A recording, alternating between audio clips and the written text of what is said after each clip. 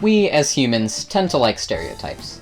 It helps us put things in easily understandable categories, and more easily make predictions and guesses based on what we think we know. It makes sense that these stereotypes would find their way into popular culture as well. Many people would call Batman a vigilante, but less people would consider Superman a vigilante, even though technically, he is. That's because our idea of a vigilante is a small-time hero protecting his community, and not a space warrior fighting gods. Stereotypes also find their way into video games, but appear in a slightly different form. A stereotype is usually about a character's, well, character. Obviously, one's personality can only affect gameplay so much, which is why oftentimes video game characters fall into archetypes. Think of the tank, a strong, powerful character who specializes in protecting himself and his teammates, while the glass cannon kills quickly but dies just as fast. These archetypes play a big role in many popular video game franchises, but in fighting games, the scene is a little bit different. It's not as easy to assign archetypes to characters who exist in such limited spaces, being on a 2D plane instead of a battlefield or a capture point. That's why character archetypes in fighting games tend to fit a little looser than roles in an FPS. Usually, a character archetype in a fighting game refers to the general game plan the character wants to run. For example, a grappler wants to get close up and grab you. That being said, in most cases, one archetype doesn't encompass a character fully. Lots of times you'll see combination characters who do one or more things exceptionally well. I like to envision fighting game characters as a recipe. Each character takes varying amounts of ingredients from their archetypes, and then are prepared in a way that makes them unique. For example, if you were to cook a soul bad pie, you would need 50% Rushdown, 30% Grappler, 20% Shoto, and a hint of stance change. For this video, I will briefly discuss what I think each type is, and what I believe to be their strengths and their weaknesses.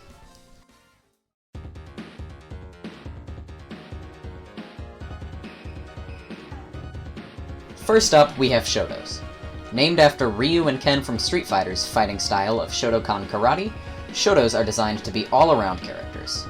They are usually the type of character who generally falls into the jack-of-all-trades, master-of-none stereotype, and generally excel at footsies using their wide array of tools to win the mid-range game. Most Shotos typically have access to a strong fireball, an invincible reversal, a strong anti-air, a projectile invincible attack, good and honest buttons, and finally, a decent walk speed and health pool.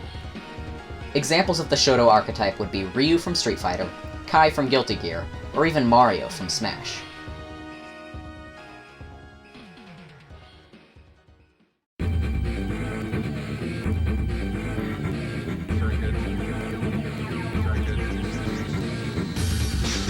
Grapplers are a powerful, bossing class that specialize in getting up close to the opponent and dealing massive damage with just one mix-up. The name Grappler comes from their trademark command grab, which is a main staple of practically every grappler's toolkit. Grapplers are designed to strike fear in the hearts of their opponents, then squeeze the most they can out of their opponent's every mistake. Usually these characters have a tough time getting close to an opponent, but once they do, it's game over. A grappler's major weakness tends to be its lack of range. Grapplers are usually slow, and tend to not have moves to circumvent projectiles or keep away. Because of this, grapplers lose hard to the zoner archetype. That being said, grapplers tend to perform very well against the Rushdown character archetype, as both need to be close range to function well, and the Rushdown character often does the work of closing in on the grappler for them. Examples of grapplers would be Zangief from Street Fighter, Potemkin from Guilty Gear, and Cerebella from Skullgirls.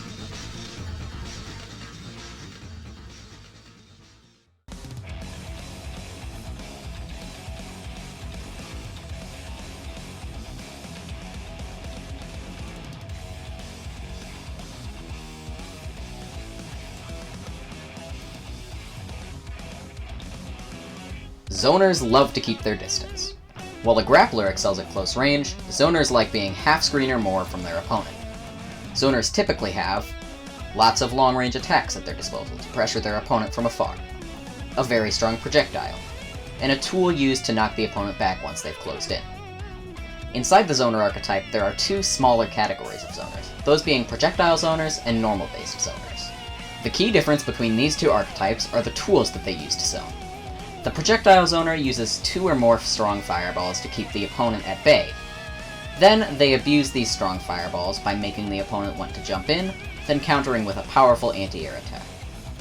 The normal-based zoner usually uses long-range normals by way of a long-range weapon or extendable limbs to make sure the opponent can't close in. These characters tend to have extremely slow attacks, but ones that cover pretty much anywhere on the screen if you know how to use them. A unique weakness of the normal-based zoner is that their extended hitboxes can normally be attacked by the opponent, leading to a counter hit that allows the opponent to close in. Zoners tend to struggle when the enemy gets in, usually lacking strong up-close buttons or a reversal of any kind.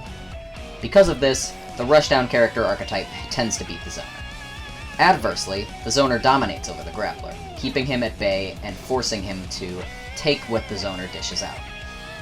Examples of a projectile zoner would be Guile from Street Fighter, or Peacock from Skullgirls. Examples of a normal-based zoner would be Dhalsim from Street Fighter, or Axel from Guilty Gear.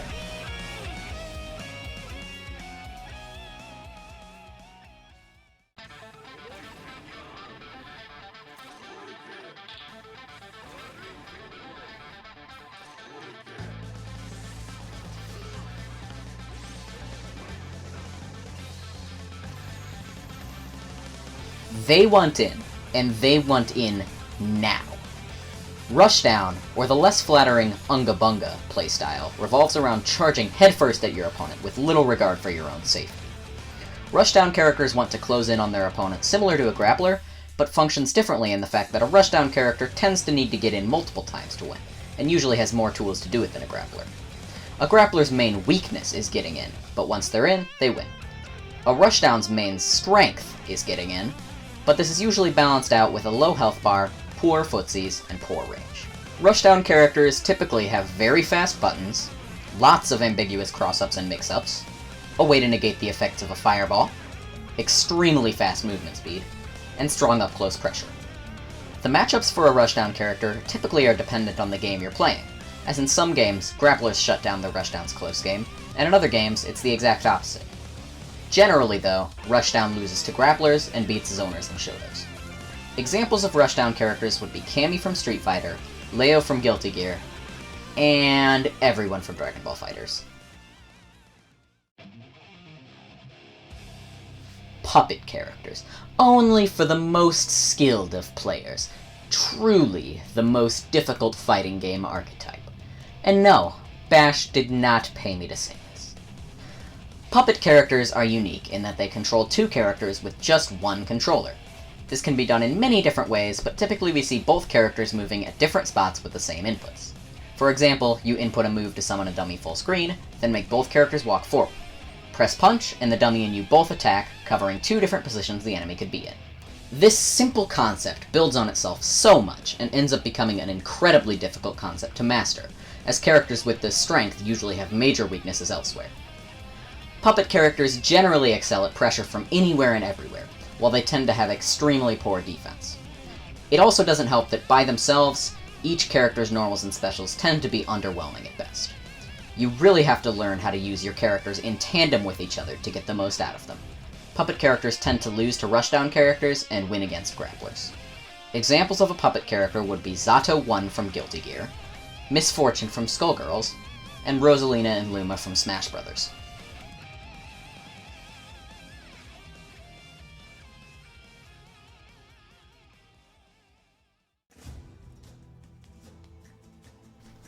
An admittedly similar archetype to the puppet character, stance characters split their utility not between two bodies, but between two modes.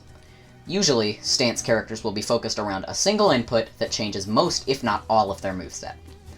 A stance character could be a Rushdown character 1 second, but transition into a Grappler or a Zoner the next. The weakness of a stance character tends to come from being in the wrong place at the wrong time, as it takes time to switch movesets, and in a genre where matches can be decided in seconds, usually is not a good thing to waste. To help balance this out, stance characters are usually given overwhelmingly strong tools for the function they try to perform in their stance, while having next to no tools for anything else. Because of the nature of stance characters being a combo of two archetypes, there are no really any good matchups or bad matchups for the archetype. That will come down to what two movesets they switch between. Examples of a stance character would be Gen from Street Fighter, Vega also from Street Fighter, and Leo again from Guilty Gear.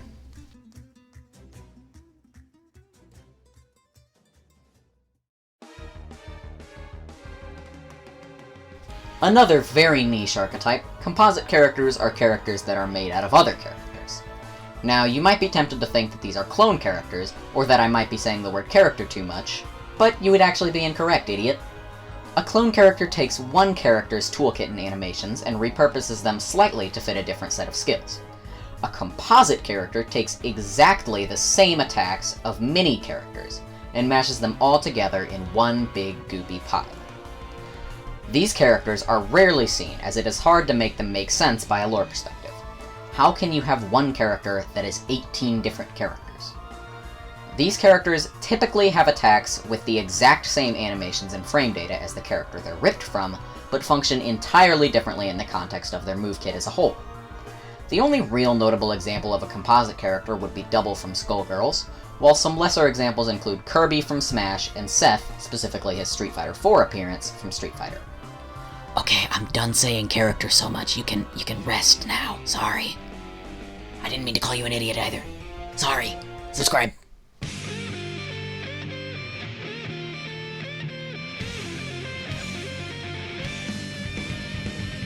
A much rarer archetype, the Mixup character is built around hitting the opponent in ways they don't expect to be hit. This includes lots of high-low mix-ups, cross-ups and unders, and grabs or unblockables. Usually, these moves will share a similar animation to each other to make it hard for the opponent to tell which one they're going for. A general weakness of this school of design is that the new player won't understand what a mix-up character is doing and will get frustrated, while the high-level player will see through all of the mix-ups and destroy that same character. Because of this, mix-up characters tend to be avoided by fighting game developers. Examples of mix-up characters would be El Fuerte from Street Fighter, Loane from Grand Blue Fantasy Versus, and Anji from Guilty Gear. Although, Anji was the only one that was actually done right, but that's a topic for a whole nother video.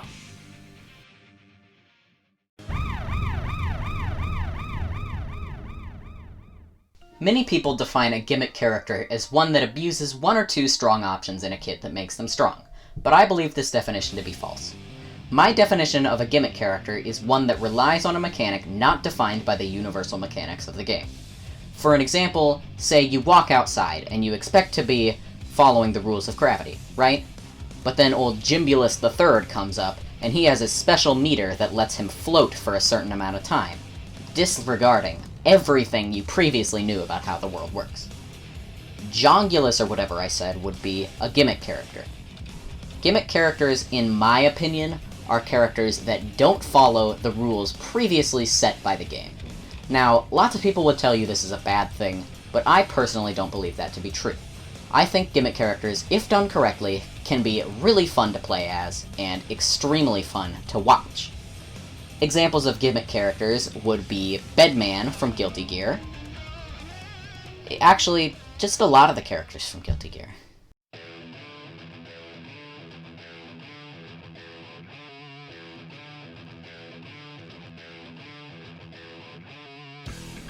Our final fighting game character archetype, Setplay characters generally have very strong options for any situation, with the drawback being that they have to set them up by way of a separate special move input or specific action.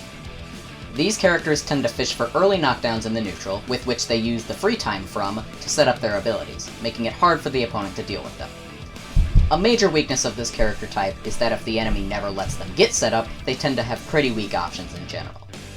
Setplay characters want to snowball on you, and you want to snowball on them. Examples of Setplay characters would be Jacko from Guilty Gear, Answer, also from Guilty Gear, and Jury from Street Fighter. Understanding each of these archetypes and how they apply to the characters you play can help new players figure out what types of characters they enjoy, as well as how to deal with certain other characters. I'm planning on making a character guide / recipe book for Guilty Gear Xrd Rev 2 in the future, and we'll go in more detail about what each of these archetypes mean to each character it applies to. For now though, that's all. This has been Adventure, and I hope to see you in the next one. Peace.